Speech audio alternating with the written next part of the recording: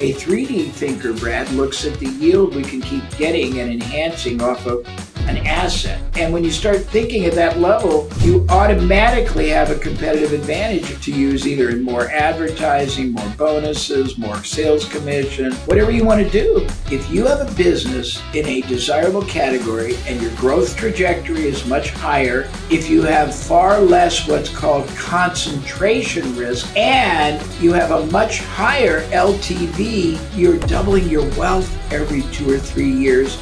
How do you define value to the end user? I don't. They do. Jay Abraham, I have yet to get FaceTime with you, but your reputation precedes you. I really appreciate you carving out time to talk today.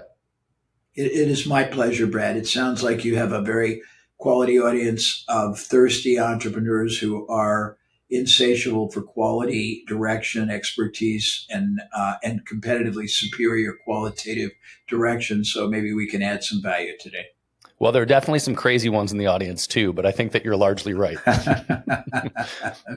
So you have this huge, wild body of work around business in general. For the last 5 decades, you have done consulting for, Fortune 50 companies, all the way down to thousands of smaller entrepreneurs.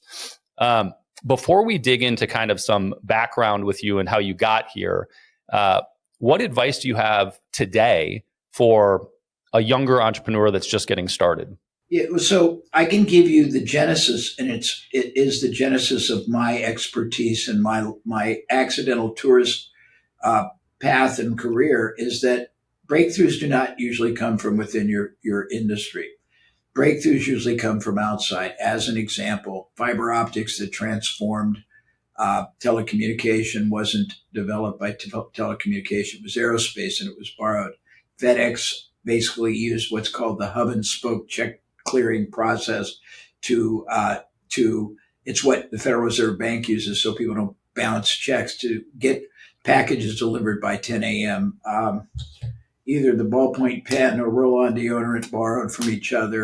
Rogaine came from pimple. Viagra came from heart. Most successful baby buggy manufacturer, they do $400 million, has collapsible wheels from aerospace.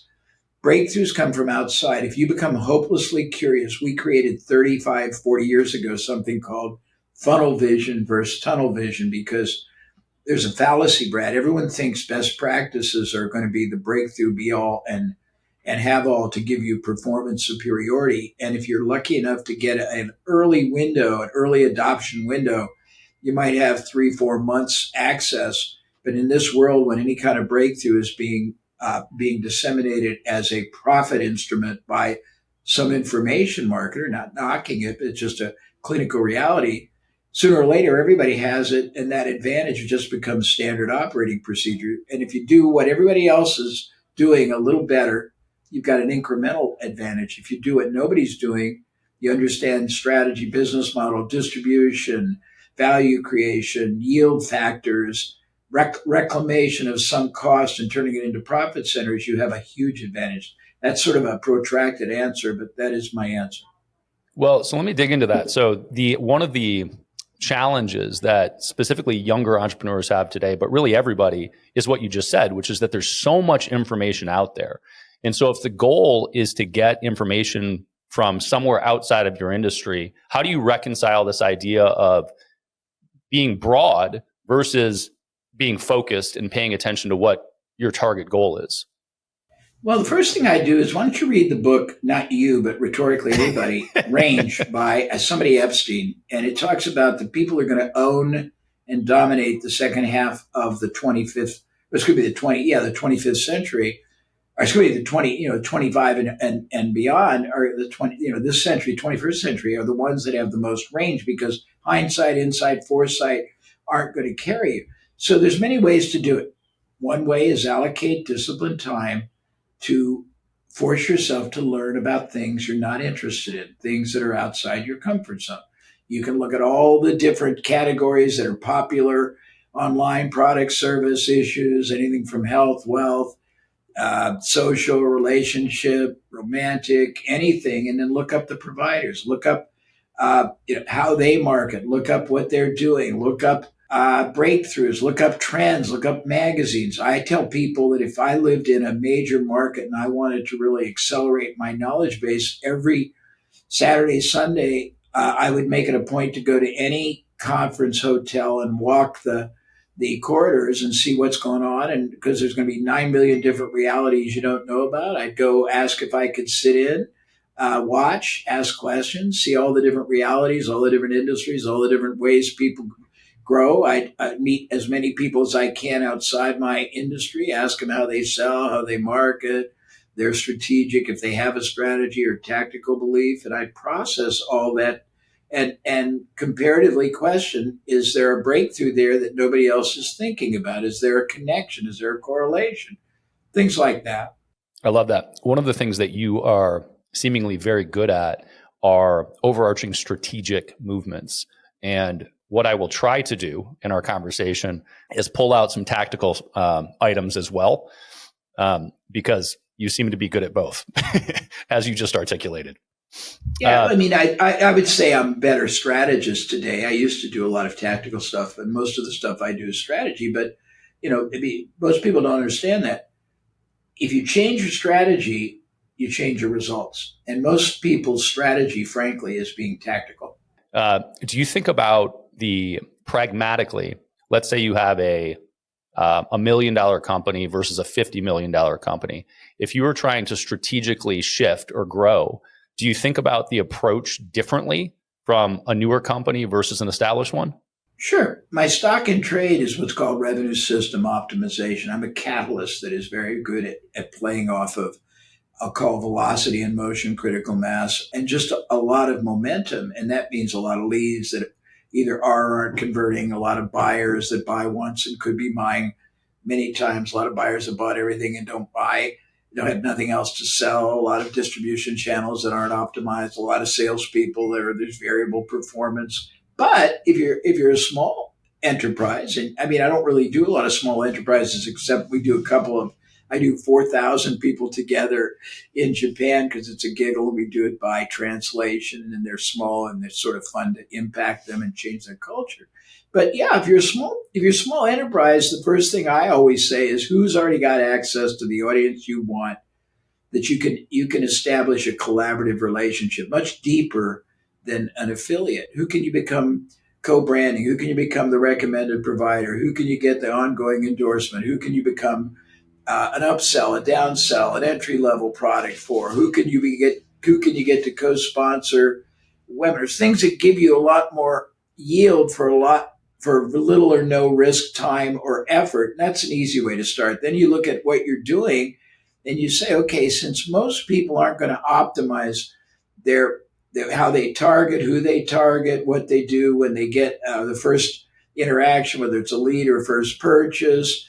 A revenue system is composed of all kinds of interrelated factors that each advance and enhance the next step. And there's certain KPIs everybody looks at, Brad, but there's lots of what I call OPIs, overlooked performance indicators they don't. So you're looking for everything you can increase a small amount. Years and years ago, and now Tony Robbins makes his whole business mastery, at least starting grounding on this. I created the 3-way to grow business model, which is really, he calls it the 10-10-10, but it's the essence of geometric growth, working on the geometry of your business.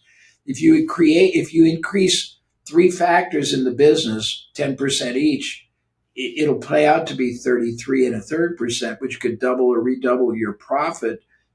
If you doubled your numbers, your number of buyers, your size of transaction, your frequency, or utility value. Utility means if you don't have anything else to sell, you find other collaborative things you can sell. You can 8 times your revenue. So there's a lot of easy, simple, safe, rapid ways to explode performance. Also, you can 10x your bottom line about 100 times easier than 10xing your top. But most people don't look at it that way. But that's just sort of a rat-tat-tat response to you. Yeah, but that's great. And so double clicking on that, drilling into one of those things, let's take the last element here. You can 100x your bottom line easier than you can 10x your top line. Can you give me a little more insight on that? Sure. One of the more sophisticated things we teach is the difference between a 2D and a 3D uh, uh, thinker in entrepreneurial terms, and that we ask them to look at their business like a hedge fund or an investor.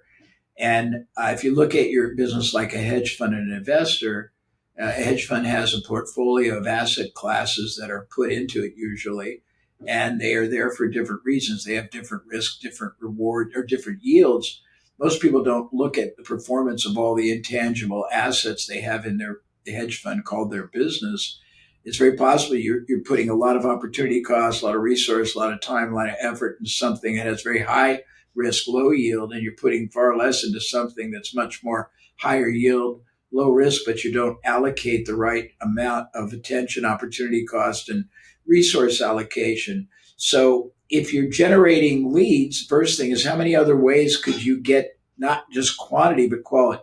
If you're converting X, I'll never forget this. Back in the, and I go back so many decades, back in the 2000s when it was .com, everyone would come to me and go, "I'm getting 20,000 visitors, and I'm converting 2%. How can I get 40,000?" I'd go, "You crazy? Why don't you try to go 2 to 4, 4 to 6? I'm getting $30 of sale. Why don't you try to get 70? I'm selling one thing. Why don't you try to figure out all the other things they buy before, during, after, even instead, and compete against yourself?" I can go on, but it's just thinking in a much more strategic way, Brad. So functionally, what I heard is kind of increase LTV of the client instead of trying to increase the volume of clients. Well, I mean, it costs you have the biggest fixed time, effort, expense in bringing them in the front door. You have no real extra effort other than communication in monetizing them, and your worldview, how you think about the relationship with a lead, a buyer, a distribution channel, media, salesperson, uh, partner, is how you really optimize on a perpetual basis the yield you're going to get. And if you look at this as your 3D, 2D thinkers, just to put it in perspective, look at revenue minus expenses equal profit. It's a very static way of looking at business, a little more sophisticated. A 3D thinker, Brad, looks at the yield we can keep getting and enhancing off of an asset, a relationship, a lead, a brand, and anything. And when you start thinking at that level, you automatically have a competitive advantage over everyone else because you're playing a game for a lot more LTV, a lot more profit, either per transaction or per computation period, which gives you an enormously greater amount of allowable acquisition cost to use either in more advertising, more bonuses, more sales commission, more discount, first sale, whatever you want to do. It's important to think about because lots of people, when they're figuring out a business, particularly if they're bootstrapped, they're figuring out a business, they're trying to get the core USP to get delivered, right? They're trying to deliver one product. And specifically, if you're doing paid advertising to do this, the first goal is to cover the cost of the ad to break even, right? And what you said for 2D thinkers is that their goal is pay for the ad and make some money. And that's how they see the exchange. And the transition here in the 3D thinker is pay for the ad and think about all the things you can do to provide value to increase the value of that relationship over time. That's one interpretation. It's not one size fits all. You come from the real estate business. You know hard asset lenders. You may not want to pay for the ad. You may find that by going deeper and not making any money on the initial sale, but having a very much more sophisticated revenue model that's going to produce a lot more ongoing yield, you can get your acquisition financed if you don't have any real capital or resources. It's funny. I've had many clients when I was younger and they were smaller saying, "Let's look at what the data really tells you." It's telling you. I'll give you an example. My famous story is ICEOT. ICEOT, when we started, we bought a mail order product that was sold for $3. We were going to close it, but we started looking at the economics. Every time 10 people started out and bought a $3 jar of this, 8 of them would buy another jar almost every month forever till you came up with a cure for arthritis or bursitis. 4 of them would buy another product every month concurrently from the catalog. Almost 2 of them would buy bulk every year. The bottom line was every time we brought in 3, excuse me, 10 $3 buyers, even though two never even continued, we were making $50 profit every year on every one of them. And we didn't have a lot of money. We were able to go to media and get them to run ads, and we would let them keep all the money, and we'd pay them more because we got cash flow back very quickly. But had we been smart, we weren't. We could have paid them $10 a lead. A sale, as long as I got somebody to finance it. And if you got a hard asset lender and you said, look, I can show you better yield, I'll give you double the interest somebody gives you, and I'll give you a piece of the upside. You just have to know your numbers. That's great. So the question I was going to ask is, different size businesses, different size and shape business entrepreneurs, at what phase of business do you think you should allocate the time to stop and think about the strategic approach to, is the business model the most efficient model, period? Well,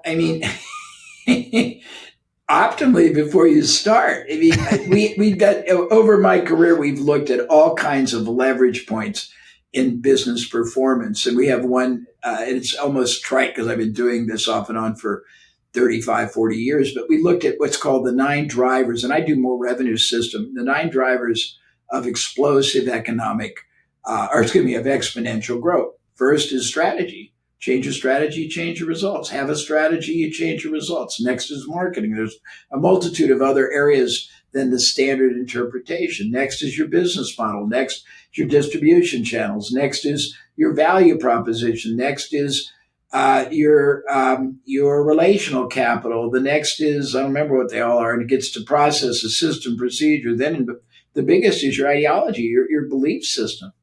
Yeah, I love that. And I ask because there's just this consistent element of focus where today, when your attention is driven by so many different things everywhere, I think one of the hardest things for an entrepreneur to do is just stay focused on the outcome that they're after. But obviously, if your strategy is ridiculous, then your focus isn't going to be of much value. Yeah, well, there's also, I look at we a lot of the things I'm all about are not original. I'm a synthesizer, but I'm a very good one. And I would say that there's a really great concept that I call the Aikido School of Marketing. It's looking at the opposite of the problem and turning it into an advantage, like Aikido, the martial arts methodology that uses the power of the enemy against each other. If everyone else is as diffused, if you can figure out how to be more focused, disciplined, and have sort of 3D glasses when everyone else doesn't, or have a nuclear microscope when everyone else doesn't, you've got great advantage. Yeah, one of the things that you said tactically a few minutes ago was when we were talking about creating the strategy, tactically, if you can just allocate a certain amount of time every day, every week, every month, whatever it is, to have an opportunity to look at the broad picture, that's a tactical approach where you can be focused the rest of the time and spend a limited amount of time looking at the bigger pipicture. You're good. You're a good torque converter and translator for me. Thank you. Yeah, we used to do these massive seminars when I was younger, and once they were 5 days. They're very expensive. Once we gained somebody's trust, probably the second day, we had our staff try to figure out. We would have maybe 800 people, and it was 15, 20 grand back then, so very expensive. And we'd have our staff, try to figure out what do you really like. And so let's say you like mechanics, motorcycles, and I like tennis. We would go to the bookstores and we would get nonfiction books, and we would get magazines, and we would give you a book or a magazine on something totally out of your comfort zone. Take cake decorating, macrame, ice skating. It didn't matter. We'd make you go and read 2 chapters or 2 articles and come back to your table and report on 1 or 2 distinctions you realized had adaptability to your business, and everybody did it. But they would never do it if you didn't force yourself. We did one time just as a daring experiment, and I think it still exists. And if you want it, I'd give it to you. You can give it freely. You put it on your website because I don't do anything with it. We did a cheap program, like $1,000, and it was called Do Something Different. For 13 weeks in a row, every week I gave somebody one thing to do different to break their pattern. So we call it pattern interruption. First one, I think we said, look, every day you get up, you have a routine. You probably pee because it's pretty necessity. Then depending on yourself, you either take a shower, you go have coffee or juice or tea, or a smoothie. You go to your emails, you go to the investment, or you go to whatever you go to. Maybe you eat, maybe you don't, maybe you do something else, then you get dressed. If you don't work at home, you get in your car, you go on the bus, you go on the train, you go on your bicycle, or your scooter, you go somewhere. If you work at home, you get right to your desk. And we said, do it differently. Obviously pee, but everything else do it opposite. If you work, don't take the highway, even though it's faster. Take the side streets. Pay attention to break your rigidity. And we had a bunch of things like that. And it was fascinating because Tony will say it, unless you change their environment, he says it differently. You got to change their state to get someone to see their world differently. And if everyone sees their world the same as everybody else, at very, very best, this is a reality I learned very early in my career. All you have is a minor, temporary, incremental advantage. And I'll tell you one other thing. You're not going to ask this because you wouldn't know, but I'll tell you this because it's pretty profound. And I'm not trying to dominate, but I'm trying to add as much value in the limited time, Brad.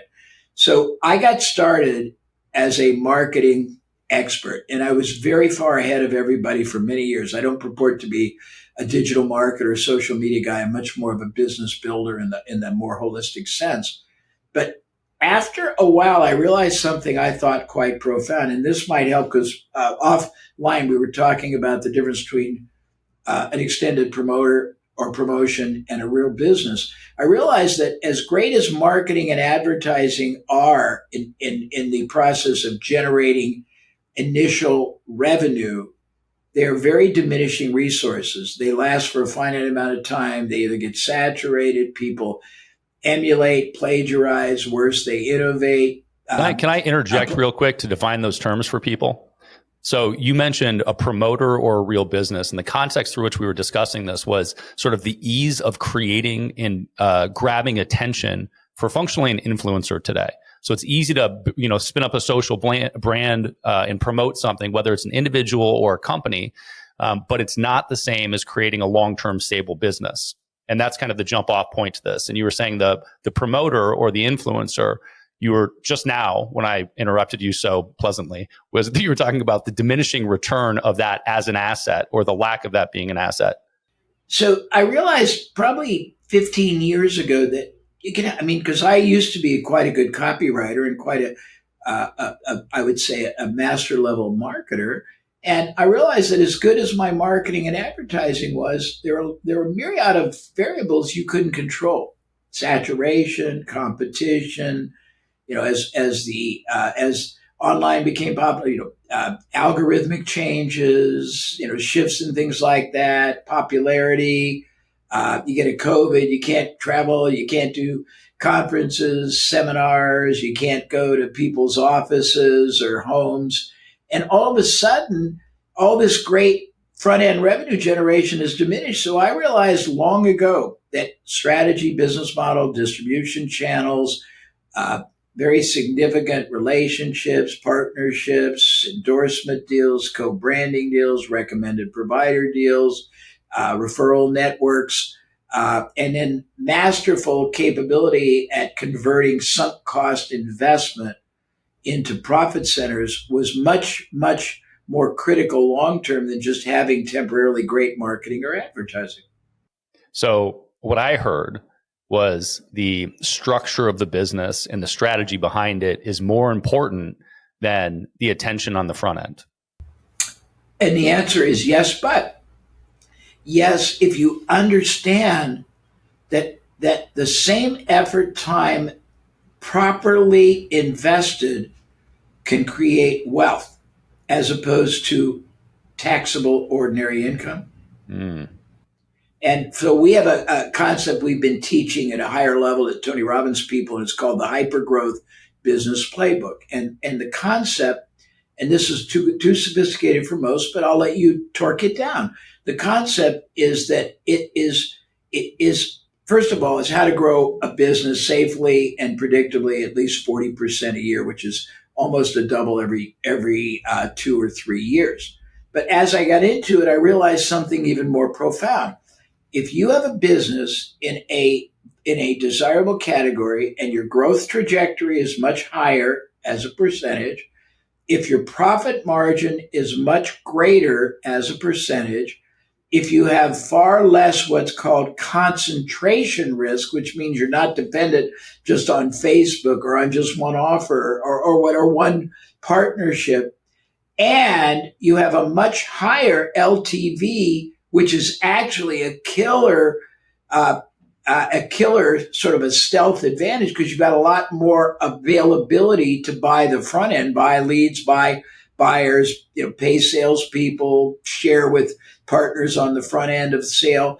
You can basically build a business that is sellable for many times more than the industry average. And we have a segment of a keynote that I did on this, and you look at the industry average is 3x, and we've got all these businesses that sold for 8x, 10x. What it means is while you're doing this, if you try to build an asset as opposed to just an ordinary income lifestyle wise, you're doubling your wealth every 2 or 3 years and your net worth, which is quite profound if you're building a real solid business that people would want to own. So within the creation of the business itself, so when you talk about the wealth creation, what we're talking about is the ultimate exit value of the business you're building. That's the context through which we're talking about wealth right now. Is that accurate? Or the higher value you create. So if you need to bring in partners or investors, you don't dilute that heavily. So we're getting into more sophisticated areas, but you can take a spin on the book I did with Roland and Roland's work, Roland Frazier, that most people try to start a business from scratch and it's got a 1 in 20 success rate in year one and a 1 in, 5 or 10 in year 5. Whereas you can find a business that's already been validated 5 or 6 years that is really underperforming its potential.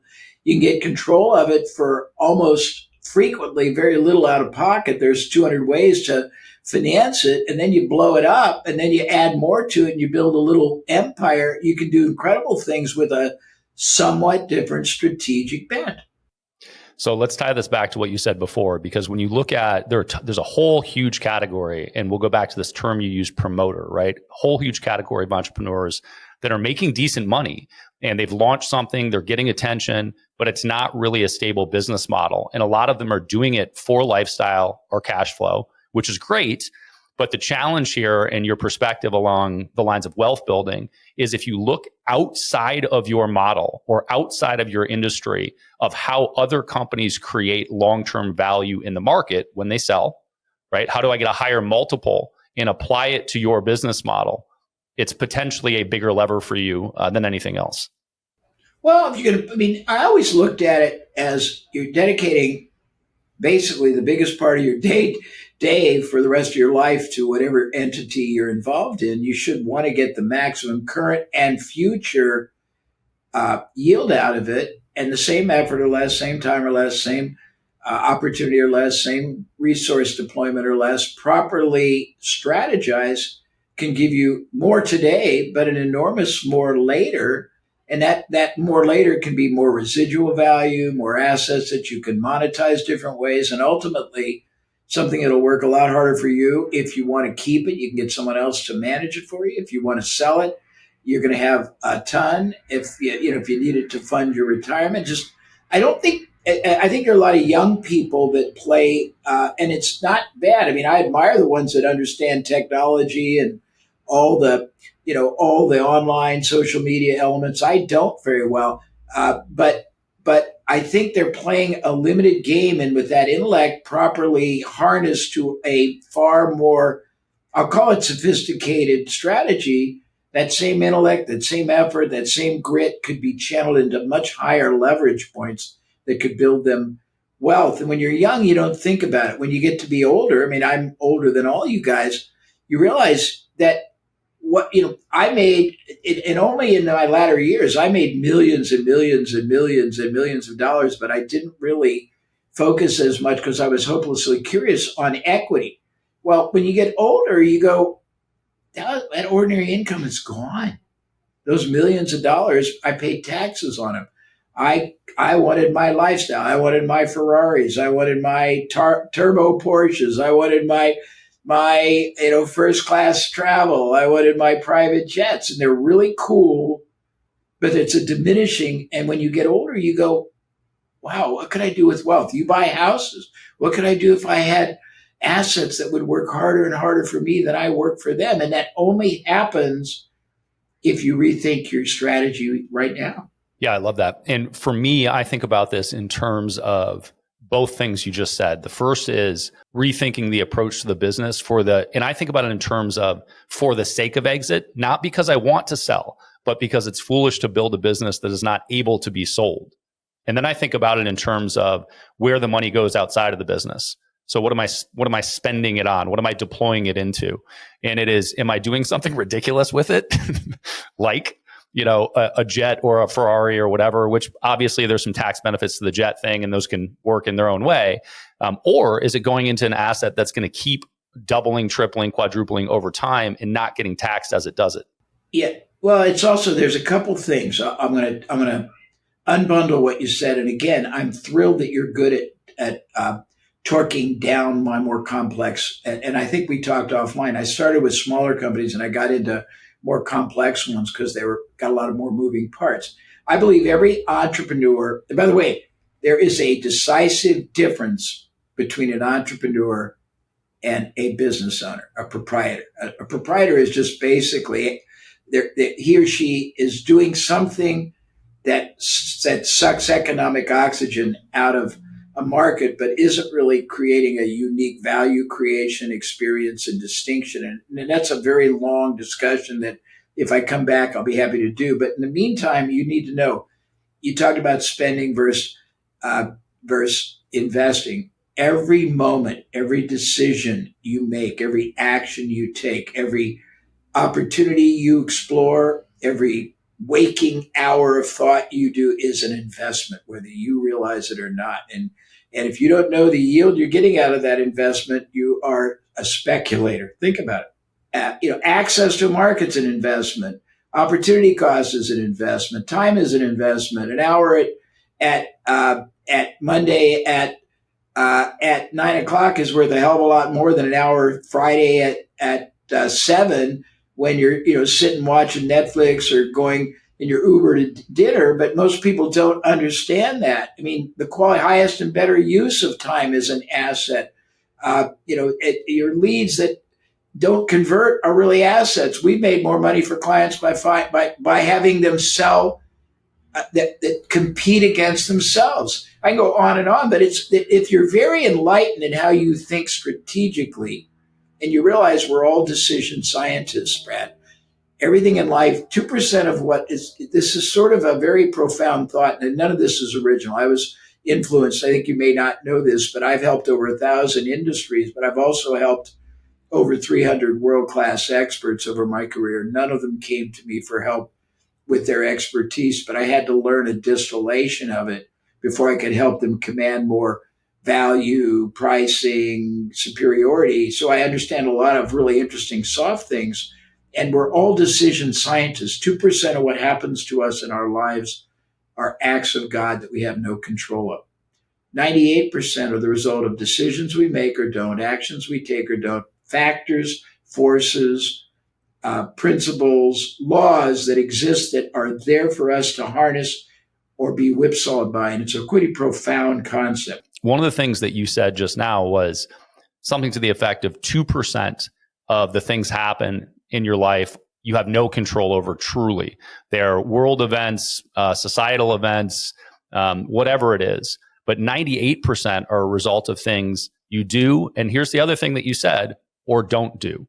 Yep. And that little part, or don't do, got swept away in amidst 1,000 other ideas that you had. But I think that that's a really important element because people think about the actions they take, but they frequently don't think about how the actions they don't take impact their lives just as much. Can you give me a couple examples of how that has impacted your business or people you know? Sure. Most people don't understand that most hypotheses can be validated or invalidated with a relatively safe test. Most people don't look at correlations and implications. I'll give you a fascinating example.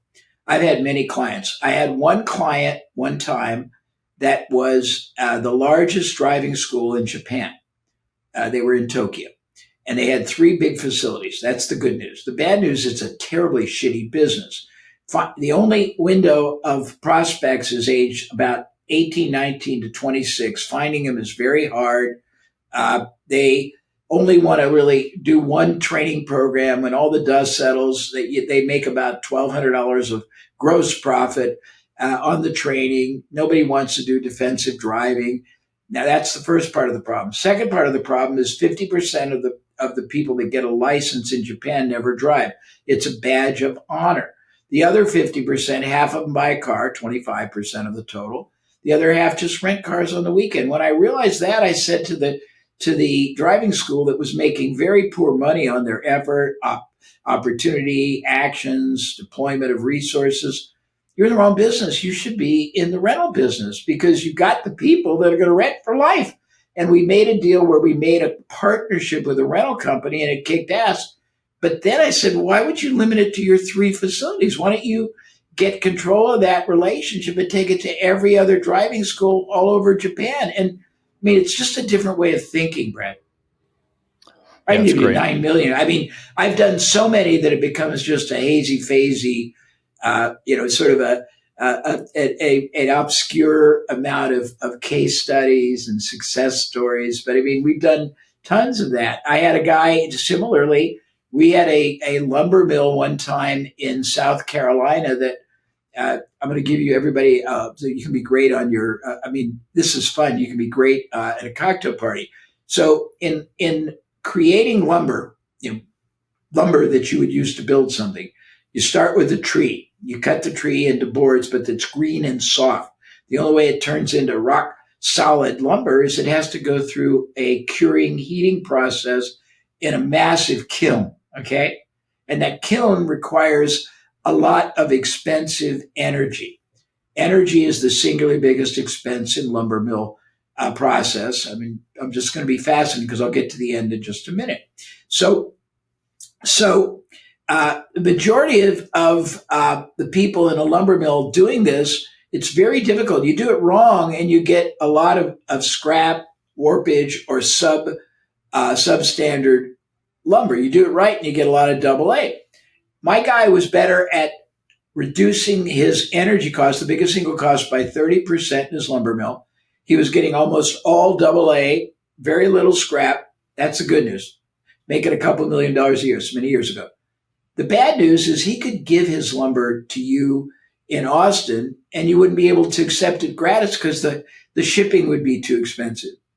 With that simple realization and that he had knowledge that 95% of his contemporaries, not competitors, but contemporaries had, we drew a circle around his realistic distribution radius, 500, 800 miles. And we went to every lumber mill in the world and we offered to teach them and license them his kiln drying process for $25,000 a year. We got 250 to do it.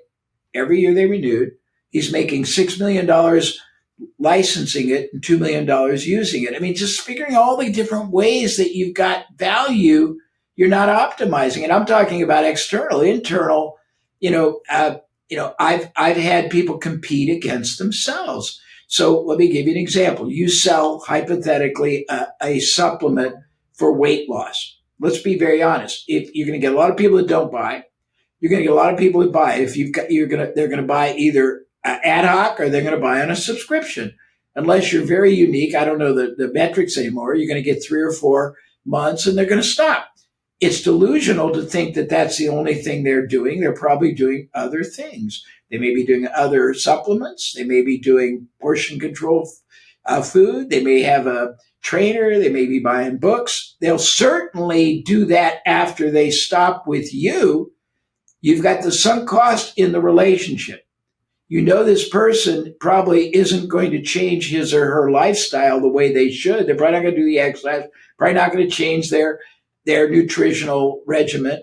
So instead of being an ostrich and saying, well, I sold them a supplement, maybe I should to go and spend a fortune in the lab and research develop another one, you can compete against yourself. You could sell them portion control food. You can sell other supplements you partner with. You can sell equipment. You can sell training. I mean, just thinking much more expansively, Brad. So one of the things that I've heard you say is essentially the goal isn't to, optimize LTV. It's to provide as much value as you can to the person you're selling to, and that will take care of itself. Your follow-up to that is that value is subjective. Through this situation, when you look at the weight loss example of somebody buying supplements, maybe the supplement isn't the thing providing them value. And maybe what you need to provide them value is the meal prep, is the training, whatever else. How do you define value to the end user? I don't. They do. We have a concept called mind of the market. First of all, people who've really studied me know that I created decades ago something called the strategy of preeminence. It is the ultimate strategic philosophy, philosophical strategy that should drive all your culture, your marketing, your advertising, your belief system. And it's all about establishing your business in a role in the eyes of your market as the most trusted advisor for life, the only possible choice they could turn to.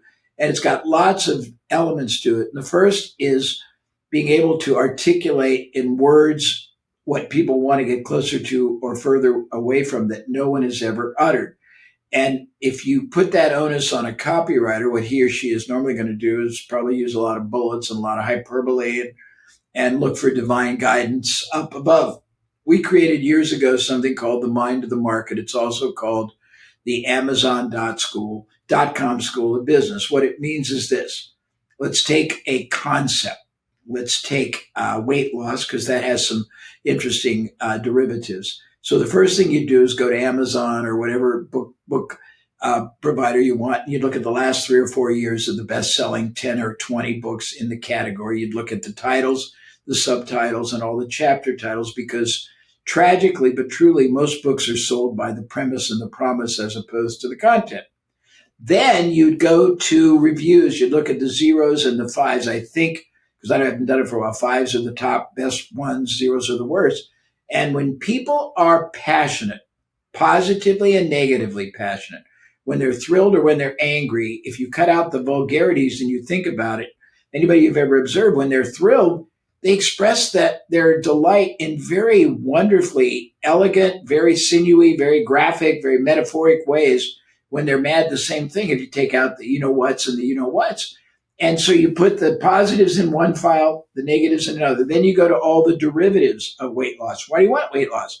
You want weight loss for fitness. You want weight loss for health. You want weight loss for romance. You want weight loss for self-esteem. You got all the books on that. You see the same thing. Then you go to all the discussion groups and you see what people have said about things they got a lot of value, things they didn't. People, hopes, dreams. Then you go to all your competitors, directly, indirectly. You look at their reviews. You do the same thing. Now you got 3 big categories. One is the titles, subtitles, and all the positivity. Then you got the positive negatives that are commentary based, including on yourself. Now you do a hierarchy, Brad, of the 80-20, the most common ones. You can synthesize them all together. Now you've got the ability to speak to the subconscious in ways nobody else has. That's a protracted answer to your question. That's amazing. It would also be the answer to how do you create the best marketing message for a product? Yeah, scripts, bullets, emails, and I do it all the time, and it works better than any copyright. Maybe if you get a Gary Benzavinga type, it doesn't, but it'll outproduce everyone. We actually my daughter has a business that sells a little tool that helps you scrape all that. We're getting ready to take it to market, but it's infallible, but you've got to be able to now come back to your question. You probably know Rich Schefren. Maybe you don't. Do you know him? I do, yeah. So Rich and I, many years ago, did a very expensive seminar. We did 6 hours on the topic of value, and that value is not what you think. What you think value is, I'm giving you stuff that's generated 50 or $100 billion of profit increases. To me, it's the most valuable stuff in the world. But if I'm talking to lifestyle entrepreneurs who are looking for a better funnel, or they're looking for a better way to get likes or whatever it is, what I just shared, which even though it's multi-billion dollars of profound knowledge, could be worthless to them. So you have to align with what your audience values and how they articulate it differently than everybody else. Because if all you do is another reiteration of the same rhetoric everybody else uses in their landing pages and their emails and their videos, then you have no advantage. Yeah, that's brutal. One of the things that I hear with you frequently is, and I think this is worth articulating because I want to hear about it from a marketing perspective, but you make, and I'm not saying that they're not true to you, but you make bold claims around the importance of certain topics or ideas or strategies. Do you do that deliberately, or do you just think that everything you say is profound? Well, I think, well, give me a very specific example if you can be a little more concrete, and then I'll give you a very honest, and it's a great question. I've never been asked. So I'll decide whether I'm arrogant, egotistical, conceited, or whether I'm being a great advocate for the power of the concept, because it's two different things. So, well, I'll give you an example actually with somebody that we both know. So Ryan Dice is a friend, and Sure. years ago, he told me that he was so careful in his marketing to not overstate something that he was diminishing the power of the message because he was afraid to make an absolute comment. So when you say something is the best idea that you could have, or it's the most important thing in the world to you. Yeah. So I don't think one size fits all. And I have a great contemptuous disdain for people who would have you believe that any singular thing they recommend is the be all and catch all. Have you ever seen a lot of women in a one size fits all dress? And I'm not trying to be discriminatory. One looks stunning. For everybody else, it's too short, too long, too tight, too loose. Yes. I believe in an aggregate hybrid that is it's sort of bespoke formulation of strategy and of the tactical elements that would drive optimum for somebody. But I have an advantage that most people don't. And I would say this very, not arrogantly, just clinically. I don't know of many people who have worked in over 1,000 industries on the front lines of capitalism. I don't know many people that have worked with the Tony Robbins and the Stephen Coveys and the Stephen M.R. Coveys and the Brian Tracy's and advised them. I don't know many people who have had leading edge companies on 5 continents, and I don't know many people that have developed 97 different proprietary methodological categories for producing exponential growth with almost no risk or investment. Are they absolutely the best? Maybe not, but are they universally validated that they work almost everywhere they are properly applied and integrated? Absolutely. So I don't know if that answer helps or not. It does, and I think that for me, there was a both. I think it's topically fun, but also I was curious about whether it was that you had seen it be profound for somebody, or you had seen it be the best possible thing for somebody, or if it was a deliberate choice to use that language in your marketing. No, it's an advocacy. It's a heartfelt advocacy. I mean, think about this. I mean, most people know I've helped Tony and Damon John. A co-founder of FedEx was a client. The co-CEO of Keller Williams was a client. The guy that started Planet Fitness built it originally on my stuff. Chicken Soup for the Soul on my stuff. The number one company, the number one candy company in China. The number one specialty dating site in Europe. The number one. I mean, I could just go on and on. So it's a pretty good affirmation of the viability and the veracity of the principles, don't you think? Yeah, 100%. Now, but I know that you're a very good marketer, and so I had this point of curiosity of if it was a strategic decision to deliver messaging with that. Yeah, it probably. I mean, it's interesting. We're actually doing some wonderful things now. The only thing I really do now is I mean, I have lots of programs in the can and things like that, but most of my work now is with companies 10 million and above that have resources, a lot of moving parts, a lot of assets that I can catalyze, and they can pay a big enough retainer and they'll share upside with me. But we run ads looking for deals all the time, and they're very understated.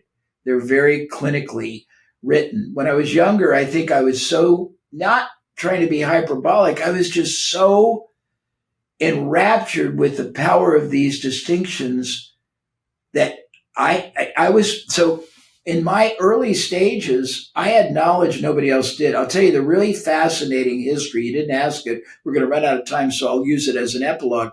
So when I got started, I came from the mail order business.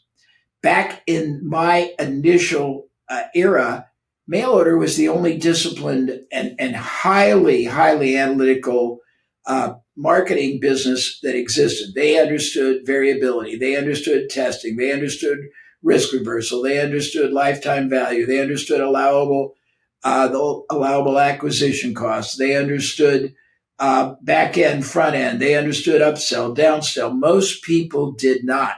I was a low level practitioner, but I was also the one eyed man in the land of the blind. When I came into what then would be called brick and mortar, but it was the majority of the enterprises who did institutional advertising and had no idea, what drove people to action, what drove people to buy, what drove people to loyalty, to refer, all these things. And I understood it, not because, frankly, in the beginning, I was that intelligent. I was just the one eyed man in the land of the blind. And I was on a mission and a crusade to go, don't do it that way. Geez, you're wasting such opportunity.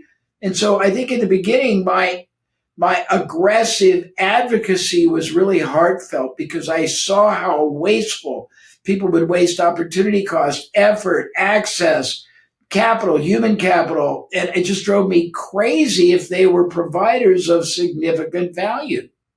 Well, as you said, we're running out of time, and I have a lot of questions around that initial endeavor.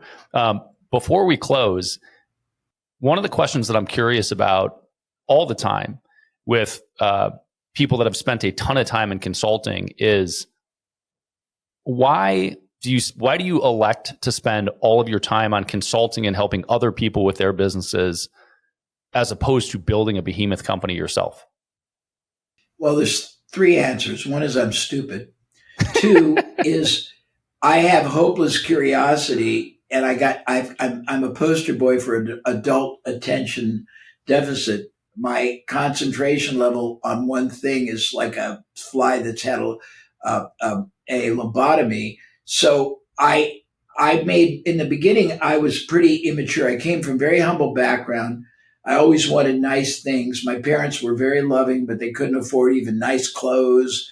I had my car. I lived in Indianapolis. First car I had all the rocker panels. It was terrible snow and salt. It was a piece of crap car. I always wanted nice things. And I was able in the beginning on my formula, because I used to get 25% of the upside. I made more than my clients.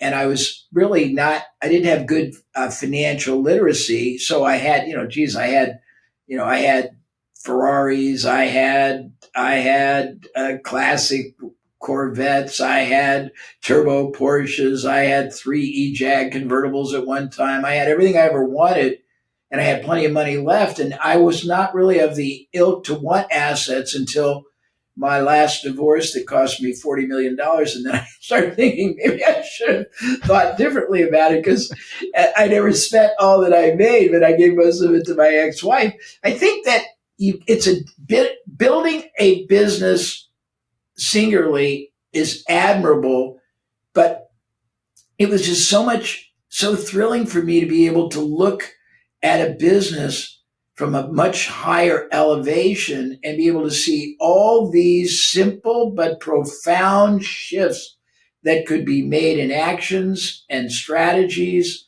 and so I call it the game plan, and produce the successes that I was able to achieve by just insinuating this different way of doing, thinking, actions, and transactions it was profound. It was profound. We did ICEOT, it grew. We did Entrepreneur Magazine, it grew. We did all the financial newsletters, it grew. The guy that's the co-influence at Agora was a mentee of mine. We did all these things, and it was just so much fun to move beyond things. And there's no such thing as really multitasking, but I was able to have my hands in, 50 things at a time, and people are paying me 100 grand a month from here and 50 grand a month from there. And it's pretty fun. I mean, it's, if you've never been, if you've never had that kind of intoxicating capability, experience, and result, it's hard to express. But I would say that if you're going to be in a single business, play the game for optimal strategic outcome. Why be content with short term, a nice living or maybe a superior income when that can perhaps diminish if you shift your strategy? You're building this asset that can be maybe not unimaginable in its value, but it can be a vehicle you can use to acquire others, to create income you can then deploy to real estate or some other appreciating asset. I just think, yeah, I think you're right. For me, I was just always just enraptured with so many things, and I was able to formulate methodology that was so universally translatable. I mean, you wouldn't believe the 40 or so clients that I serve today. I mean, it's just amazing. Yesterday was the logistics company that does Grumman and all the aerospace companies. The day before, it was a guy that is the number one trainer of high level presenters in the investment field. The next day, I've got the number one psychiatrist in all of Asia. The next day, it's a whole different world than, frankly, Brad, most people are introduced to. I've helped everybody from, I've helped, the publisher of Success, the publisher of Entrepreneur, Anthony Scaramucci, as I said, Stephen Covey, and I've done it around the world. It's very intoxicating, but I wouldn't recommend it to most people because it's the equivalent of walking a tightrope without a net across the Grand Canyon. The expectation that people have of your prowess and your capability is off the chart because you charge a lot. Most people don't come to you with easy problems. They have complexities. They have Gordian knots you need to untangle. I love it. It's very adrenaline driving. It's a lot of, Tony calls it juice, but I wouldn't recommend it to most people because it's very intense. Yeah, I believe that. I think that that's a great answer, and I think you articulated it well. Well, I know you're pressed on time. If you, I've got a million other questions, and perhaps next time you're in Austin. But in the meantime, where do you want to point people? Where can people find out more about you if they want to dig in? Yeah, I mean, it's our website. I don't even pay attention to. I think we still give a lot of things. We used to give 800 resources gratis without even an opt-in for 10 years, and all I wanted were people to share it, and they didn't. So I took them off. I think if you're very ingenious, they're still behind something and they're gratis. You can look for that. If you're large enough, I always am eager to talk to somebody and see what the collaboration can be, and they can get a hold of me directly at jay@abraham.com. But I'll be happy if you want. I can find that program and have it given to you. You can put it on your website. I don't need to ever get somebody's name because most of them are not an audience that I could directly monetize, but I'm happy to contribute. I'll give you some of my books you can give away if you'd like. I mean, it doesn't matter to me if it helps. I love it, man. Well, we'll post something in the show notes here and get something up on the beyondamillion.com website to do that. But I greatly appreciate the time. It's been a thrill talking to you. Well, my pleasure. I hope I've added value. I know it's different than most people, but maybe that'll be a catalyst to get people to think differently about everything. For sure. Jay Abraham.